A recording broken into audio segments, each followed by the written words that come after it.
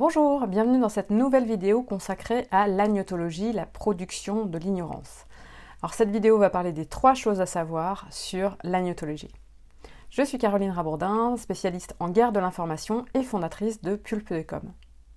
Alors dans les 3 choses à savoir sur la production de l'ignorance et du doute, la première c'est que la production de l'ignorance va de pair avec la production de contenu. On pourrait croire que c'est exactement l'inverse, mais en fait pas du tout. Ça va de pair donc avec la production, la fabrication de contenu. Alors il existe plusieurs stratégies, et la première consiste à financer des articles scientifiques, des colloques, des recherches, en vue de produire de l'information qui va dans un sens précis. Le but, c'est de créer du contenu qui soit orienté dans un objectif favorable à l'entreprise ou à l'État. Alors avec l'agnotologie, il est aussi possible d'induire les entreprises et les services R&D en erreur.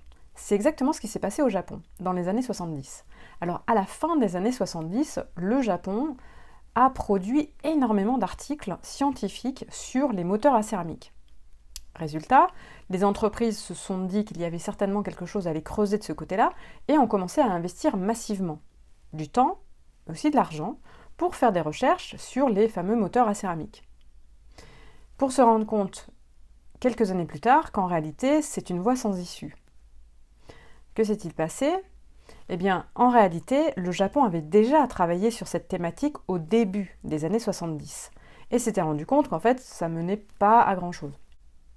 Mais pour induire les uns et les autres en erreur, pour garder un avantage concurrentiel, eh bien, ils ont induit les entreprises en erreur en produisant massivement du contenu scientifique allant dans un objectif, mais eux, ils savaient très très bien qu'en réalité, ça ne menait à rien.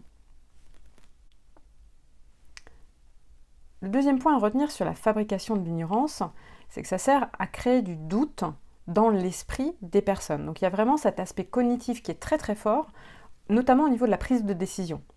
Pour créer du doute, eh bien, il suffit de créer du contenu un peu tous azimuts, des choses vraies, des choses fausses, il y a plein de sujets sur plein de trucs différents, on ne sait plus trop ce qu'il en est exactement. Eh bien, l'objectif ici, c'est ce qu'on appelle du bruit en communication, on va donc créer du bruit, ce que les militaires connaissent sous le nom de brouillard. Donc on va créer du brouillard informationnel, donc on ne sait plus qui croire, que croire, ce qu'il faut comprendre ou pas, et ça va jouer sur vos processus de décision. Parce qu'ensuite, si l'information est tournée d'une certaine manière afin de vous faire peur, on va vous forcer à prendre position rapidement. Et vous allez prendre une décision que vous n'auriez pas prise en temps normal si vous aviez eu plus de temps pour la prendre, pour réfléchir et pour comparer. On va jouer sur les délais de prise de décision. Le décideur, ne sachant plus qui croire, que croire, etc., va donc prendre du temps. Prendre du temps pour comparer, chercher d'autres informations, etc. Peut-être à un moment critique où justement il fallait être extrêmement rapide dans la prise de décision. Enfin, l'agnotologie, elle consiste aussi à supprimer des informations et à réécrire l'histoire, une histoire un petit peu plus favorable. Alors à cause d'un passé trouble ou parfois un peu glorieux, les États et les entreprises peuvent être tentés de supprimer un certain nombre d'informations et de réécrire l'histoire en leur faveur. Alors au niveau des États, ce qui va se passer, c'est qu'on va supprimer des informations, souvent des manuels d'histoire déjà, ou des programmes scolaires. Ainsi, les enfants n'apprennent plus tout un tas de dates et de faits historiques, et ça va au fur et à mesure disparaître de l'intelligence collective. Dans le cas des entreprises, soit le service communication sait des choses, et dans ce cas-là, il va avoir tendance à oublier de mentionner certaines informations problématiques, soit tout simplement il y a eu une espèce d'omerta, et ça n'a pas été transmis quand telle année l'entreprise a fait ci, dans telle année elle était liée à tel scandale. Donc tout simplement, en fait, personne ne sait ou on l'a volontairement oublié ce qui s'était passé, et du coup ça n'apparaît nulle part dans les outils de communication. Les entreprises peuvent aussi procéder à du nettoyage du web, essayer de supprimer les informations qui ne vont pas forcément dans leur sens, et les États, eux, vont davantage procéder à de la censure.